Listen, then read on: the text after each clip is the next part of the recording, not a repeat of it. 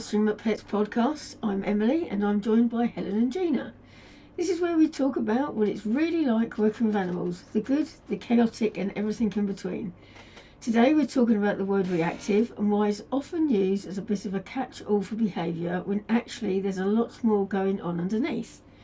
It's one we hear all the time, but it doesn't always tell the full story. Let's get into it. So the term reactive, I don't think it should be used so not broadly, yeah, that's a better word than what I was going for, as it is. You know, a dog barking on a lead, oh, my dog's reactive. People don't know how to describe it, that's the problem. So they don't understand whether it's excitement, frustration, something that they're actually doing, or just the fact that the dog can't regulate its emotions when it sees a stimulus.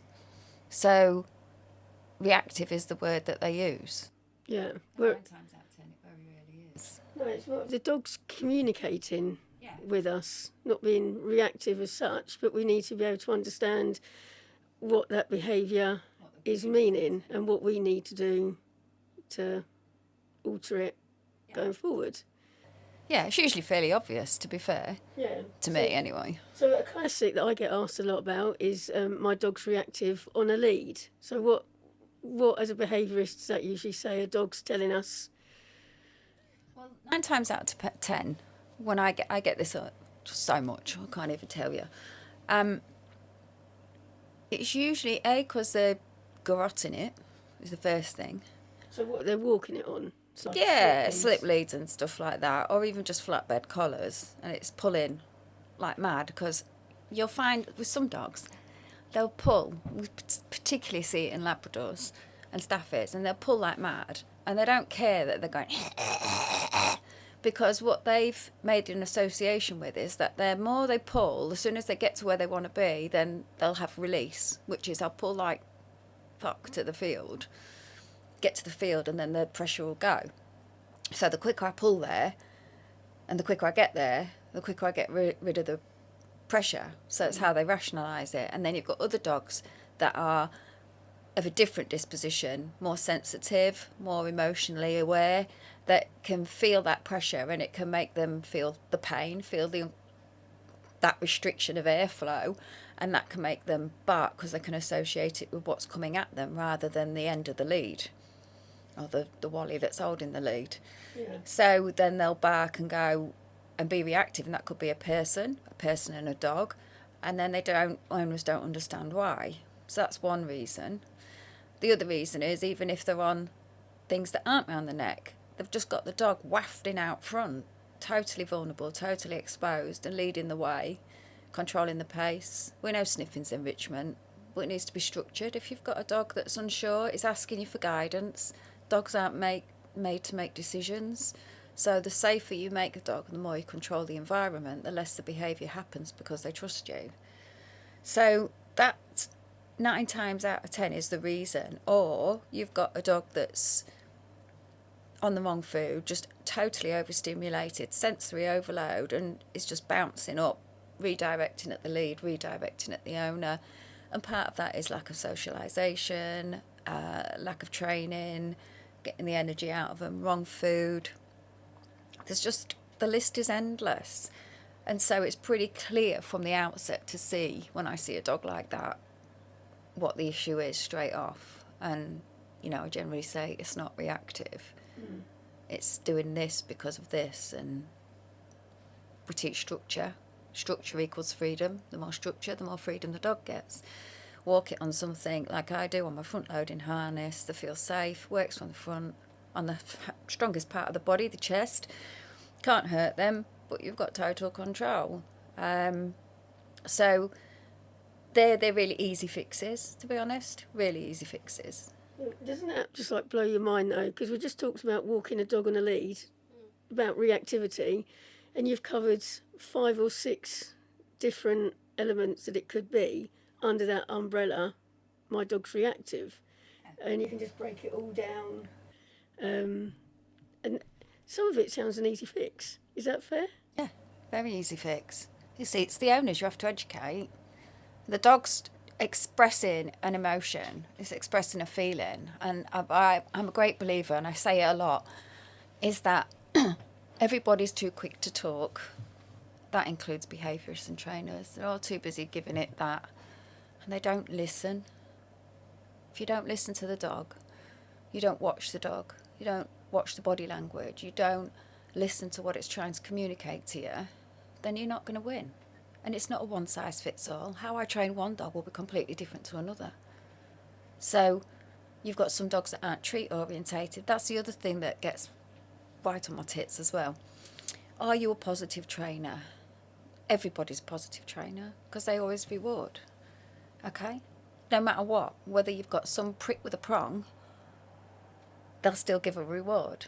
So you're still a positive trainer, you know, all dogs get reward. But it's what do you do when your dog's not food motivated, when they're so shut down that they can't eat when they're out? You know, some dogs, the entire males, for instance, they're so testosterone overload that they won't eat because there's too many scents and, oh my God, oh, I can smell a girl, oh, I can smell this, oh, I can smell that. And they're just off on a tangent and they can't have a thought other than scent, mark, scent, mark. And that's where the structuring with the walking and the sniffing comes in, because otherwise they're conditioning you to their pace, what they want to do, how they want to do it, and there's no connection, there's no engagement. And you've got to get an engagement with your dog before anything, otherwise you're just building on shaky foundations. You know, you can get them in a hole, it'll do sit down, stand, recall, fine, come back, but it's a sterile environment. That's why I like doing it in the paddock, training in the paddock, not literally doing it in the paddock, listeners. But training in the paddock, because there's rabbits, there's birds, there's all sorts of things going on, and smells and pheasants and the horses, and so there's lots going on. And if you can get an engagement there, then you start to build a solid bond, because your dog should want to work for you, not do it because it's a means to an end, or do this, I'll get a treat. So if you can't keep engagement, you're an eyed into nothing, and that's a big part of reactivity, not listening, overload of emotions, because the dog can't regulate, the dog can't control their emotions. So they have the brain of a 2-year-old. So you know how irrational 2-year-olds are? Well, that's the same with the dog all through its life. So it'll build and build and build, and then there's the explosion. We've learnt how to control our emotions, be it happy, sad, anxiety, anger. There'll be an outlet for it. You know, when we're in public, dogs can't do that. They get to a point and then it's there, bang. So I'm a new customer and I'm coming to you and I say, hello, my dog's reactive when I take it for a walk. What are you going to say? What are you going to ask me? Well, I wouldn't be. That would be. Because that goes straight to the G-bird. So what further information would you want? I would say, what do you walk on, firstly? Probably, what do you feed it? And then I would say, is it all the time? Because that must get the owners thinking as well, mustn't it? It's like, say, I've got a reactive dog when I'm out walking and we're trying to break it down for them. So, well, Gina does that. Break it down so I know what I'm dealing with, and to advise them whether they need an assessment or they need a straight full-on one-to-one.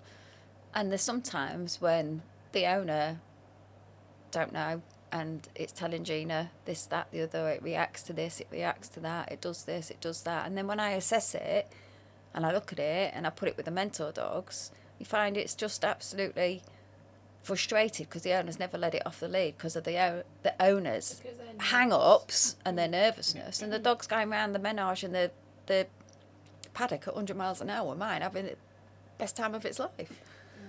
You know? So it's hard for her. It's just owners just seem to be clueless, and the worst thing possible.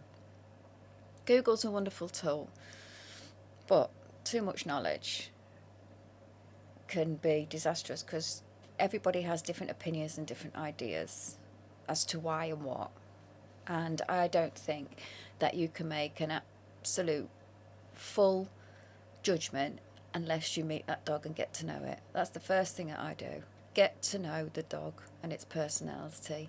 Does it like praise? Is it one of these you need a firmer voice to be more assertive, or do you need to talk to it and go, hey, you're the best dog, come on, let's go? to stop any of that reactivity. So it's about finding out the dog's personality, and without that, I think you're stuffed, in all honesty. So, yeah. Yeah, because you have some clients ring up and say, oh no, it needs to have a social day, dog school, you know, it needs socialising, but it's reactive. Yeah, well, generally, with things like that, we tend not to. They would more likely go on a quiet day to start with, but it's so structured. You see lots of people just chucking a dog in with other dogs, and then they're just overwhelmed, frightened, bolting, looking for, and it's just wrong. So wrong. So we've had several over the last couple of weeks. Yeah, I've seen on some people's Instagrams where they've put in a little dog, and its body language is complete submissive, but fear and hiding and tail tucked under, and they've just been left to allow a load of dogs to surround them, which is called flooding. And that wasn't the right thing for that dog. Yes, it did come out of her shell later when she realised, but she went through an hour's worth of feeling vulnerable, scared, frightened, all because it wasn't structured, all because they didn't put it in a safe place, allow her to take in, or height seek a place of height where they don't feel vulnerable. So that they can then watch, take in, acclimatise to the situation that they're in, and then they should come out on the lead and be made to feel safe, like I do, by me, walking them around the park. The Doberman yesterday was prime example, snapping, snarling when it come in, fear. And we put it in a safe space, let him look, let him learn, took him out on a lead several times to make him feel safe, blocked the other dogs, told him what I expected. And then after all that, he came out, and then he started to engage and play and have a wonderful time without any fear, without feeling frightened, because he'd been structured. So how you look after the dog in that situation, how you approach it and how you help them varies from dog to dog. So some dogs that are very fearful and shut down and frightened, that's the worst thing that you can do. You have to do things very gently, like with a one-on-one, and that's where like Super Sausage Derek comes in, everyone's emotional support therapy dog, because they all love him because he doesn't take any nonsense, but he's just such a sweetheart that they all feel safe around him. Same with Gladys. Yeah, and Norman's a good one too, but he's just too much for the really small ones. But he's such a nice person, but he's just too full on, so he's got to learn a little bit to just back off. Yeah. So it's really, I feel from my perspective that I like to see the dog before we make a final decision, particularly if it's a new one and we're not sure, because they just think, oh, it can go for a social day, it can go for this, and then it's cured. It's not it at all. And it's not just a social day, it's a training day as well. So we're looking at recall, we're looking at their ability to engage, we're looking at if they can focus, or they've just literally got no idea because they've never had any structure in their lives. Amen. And that you see the dog and then decide what's best for the dog moving forward. Yeah. So what else would come under the reactivity? People say they've got a Mastiff and they haven't. Don't even start me on that. I'm just about to make Helen shittish. Is that right? Yeah, and piss boil. And piss boil. Yours are bull mastiffs, aren't they? No, it's like that one downstairs. Emily, do you want to slap? It's not a fucking Springer. There you go. It's a working cocker If you want to spaniel. start, you'll get it back at you. It's a Springer bull mastiff. So. They're two totally different things, though. Two totally different things, yeah. Oh, I know. Anyway, It's because she's a shitbag. where were we now? You throw me off my thread when you were saying about the aggression. Yeah. Sometimes people seeing a dog lunge on lead as well and bark and lunge on lead. Gunner, for instance, who I've inherited, would do that with his old owner. And part of that was because she was quite vulnerable. He felt he had to keep her safe. And also he had pain. So pain can make a dog very defensive. I've noticed it with my Neville, now he's older. And I've also noticed it with Gunner when he feels vulnerable, because he's got plastic elbow. He had his elbow replaced. And so yesterday was Boisterous Dog Day, and there was like a wolfhound and something else that just would not leave him alone. And Gunner's the most neutral dog you could ever meet. It's just a really lovely, loves everybody, loves every dog, loves every person. But even he was turning around and he was going "Row, row," at this dog because he felt vulnerable, and that's pain, and that's because they know that they are not at their full power. And our Neville does it now because he knows. He's 10.5, his back legs aren't as strong as they were, you know, the size of him at 110 kilos, and he can get a wobble on, but he still thinks he can do it. But it makes him a bit more defensive of those dogs that are full on and brutish. So, you know, he was a bit like it with the boxer yesterday. He was like it with the one I had in residential, Derek, who was a Corso Cross Rottie.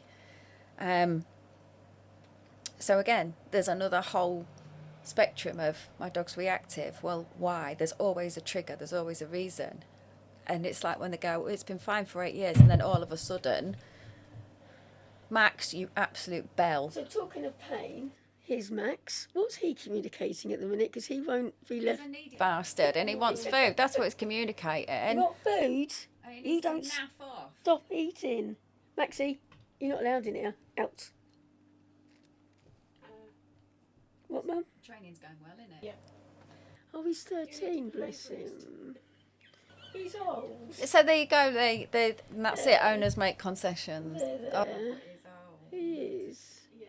He's old. He is old, but he knows perfectly well what he's doing. He does. Right, Max. Show everyone how clever you are. Fuck off. Max. Out. And they have selective Out. hearing. Yeah, see, look. Like a turd that won't flush. What advice would you give people if they think they've got a reactive dog To come see me and have an assessment. and they get in touch by contacting Gina? And the telephone number is. Book your place now and you'll get 10% discount. Oh, I'm so funny. No, but seriously, and don't forget, I deal with a lot of high-end aggression. So the bite I got from the cane Corso, which is on here, it went through to my bone. It came out this side. That was a redirected fear bite. Wasn't intended for me. It was the dog reached threshold and the owner was too slow in moving it from the position I asked it to move it from. It had done fantastically well the whole walk. We'd made it feel safe, we'd structured it, and he actually put his tail up, had a wag, took food from the dog that first came out the car that was tucked under, shaking, wouldn't take food, opting out, just extremely shut down, which is heartbreaking to see. And then towards the end of the session, where we was just recapping on everything that he'd learned, there was about 3 dogs that had gone past, and I said, and just as I said, we need to move him because he's not going to cope now, he needs a safe space. And so just as I was about to say that, he just went and he just grabbed my arm and he let go immediately. To be fair, it went straight through, it did hurt. I think that's the only time when I've been bitten that I've actually stopped speaking, because normally when I get bitten I just carry on. And I literally went, fuck, that hurt. The dog laid down and wet itself, which was heartbreaking. So I cuddled it straight away. I said, come on, let's get it into a safe space. By this point, my arm's literally throbbing. I'm dripping blood all over your favourite shop. I had to go in and get a load of paper towels and then obviously go and get stitched up. But there's an idea that you go, oh, somebody go, that's a dangerous dog, it's a cane Corso, it's got a bite history. No, it was redirected fear bite, and that was purely circumstantial and the lack of the owner moving it quick enough. So did the dog lay down and wet itself because it can show remorse, or because it was so scared because of the situation it was in? Can dogs show remorse? No, they don't. That's humanising a dog. They don't rationalise that way. But he, you know, so he'd had the reaction and he'd had that fear reaction, and his emotions were so much that he'd gone, there was 2 massive emotions in the short space of time, which is, I don't know what to do, redirected fear by, oh my God, I'm just going to lay down and I'm going to wait because I'm just petrified. So, yeah, and the other thing is, you've got to look at with me working with high-end aggression, there are some dogs that want to bite your face off. There are some dogs that literally will want to kill another dog. And it's how you can't cure that. You can make things better by structure. You can make things better by training. You can make things better by understanding why it does what it does and helping the dog so you manage the situation. And some dogs that can't have a thought process, there's things out there now with vets, everyone's so anti, oh, you can't put them on drugs, It's so wrong, because if a person was in that mental state, they would be helped that way because it's a chemical imbalance. And they would then have the cognitive behaviour therapy. A dog, when it's in a full limbic state, through fear, aggression, learnt aggression, whatever it may be, cannot have a coherent thought process at that point, so therefore can't learn behaviour modification because their brain's just too, they've got the red mist, they're too wired, they cannot, for whatever reason it may have been that's caused them to be that way, have a thought process. And so we've seen it so many times. I mean, I'm talking at my high-end cases, you know, my really reactive stuff, bite histories, things that will go for stuff.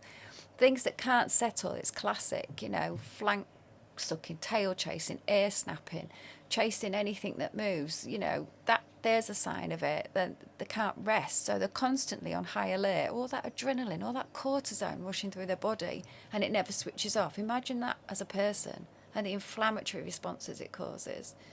So when you can help a dog that way, which has taken us behaviourists years to get vets on board and to understand that dogs can have all the same mental health issues as we can because they're living, thinking, breathing things, to be able to support them in their journey to getting better,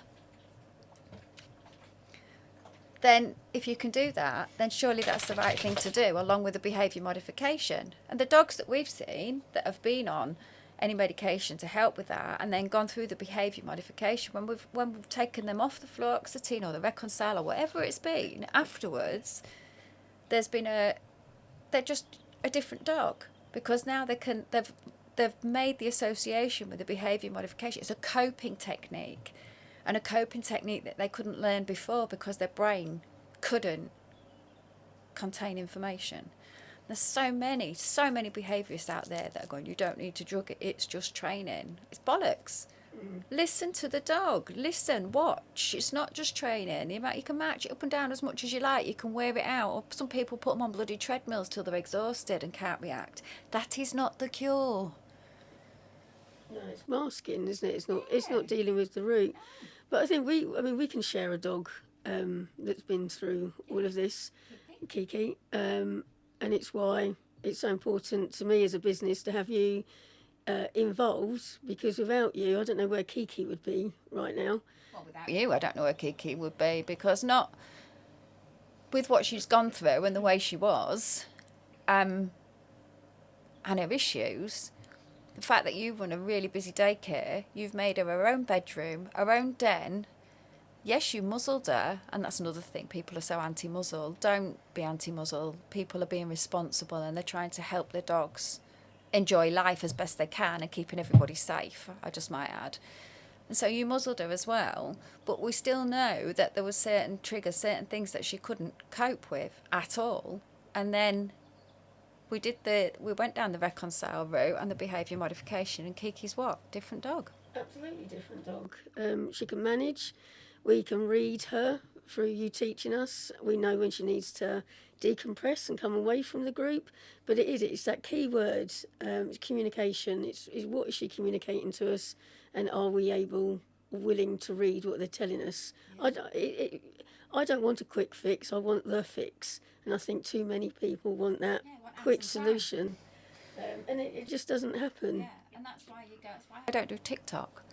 Because you go on there and you see all these dogs, and they're really, the video of the before where they're rearing up and their teeth showing and they're launching at another dog. Yeah. And then the next video, 2 seconds later, you see them and they're walking, the heads are down. The body language is very sort of low, sort of defeat of you, or, just, oh, God. And that's because I've been pronged and shocked with a shock collar and a prong collar. So they know that when they walk past it, they don't want to feel that horrific pain, either around the neck or the shock going through their body. So they just walk past like that, and everyone thinks, "Oh wow, wonderful, amazing! Look what he's done in 2 seconds flat." Yeah. And it's bullshit. Utter bullshit. But they do it, all these social media trainers, to get the views and get this, and it's not right. The amount of dogs I've had from these people with PTSD, I cannot tell you. Cannot tell you. And the fact that our profession isn't regulated. No. It should be regulated. Yes, I think that could be a whole new podcast episode on why. I think owners should be licensed, but it's all about how do you regulate this. Yeah. Well, it used to be licensed back in the old days. Yeah, I remember when I was a little girl. My mum had one. But yeah, how old are you to remember that? Well, 1975 I was born, and my mum still had to have a dog licence for our rough collie. So talk about the war. She was just being Uncle Albert. Oh, okay. So what are our 3 takeaways from today about the spectrum of calling your dog reactive? Don't. I don't even, that's the only takeaway that you really need, isn't it? Your dog isn't reacting. Well, it is reacting. It depends what it is. 'Cause is it frustration? Is it out of lack of socialisation? Is it fear? Is it Boredom. Yeah, there's so many reasons why. Or is it could actually be dog aggressive, or dogs behave differently on lead. That's where you see most of the problems, because they can't communicate the natural body language, which is why I hate doing meet and greets on lead, because nobody does it right at all. And it takes away one of the 3 Fs. Is that a factor? 3 Fs? Yeah. Fight, flight, freeze. Well, it does, but they can't butt sniff. They can't curve properly. Yeah. That's how I look at it. I don't go all these, because 3 Fs to me is face, fanny, feet, when you have to have a wash.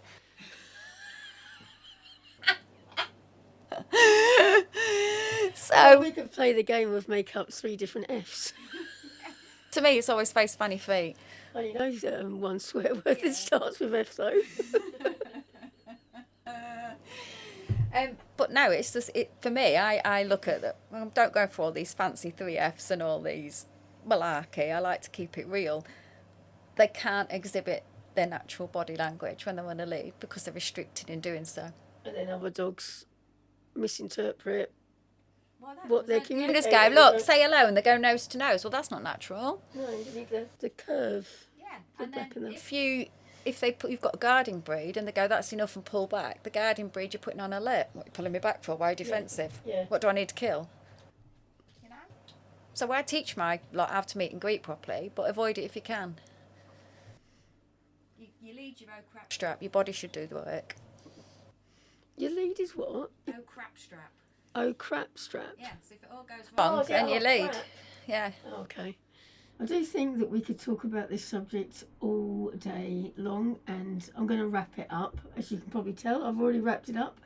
But hopefully that's given you a bit of an insight into what really goes on behind the scenes. If you enjoyed this one, make sure you're following along for the next episode. We've got plenty more to come. Any questions or topics you want us to cover, just send them over.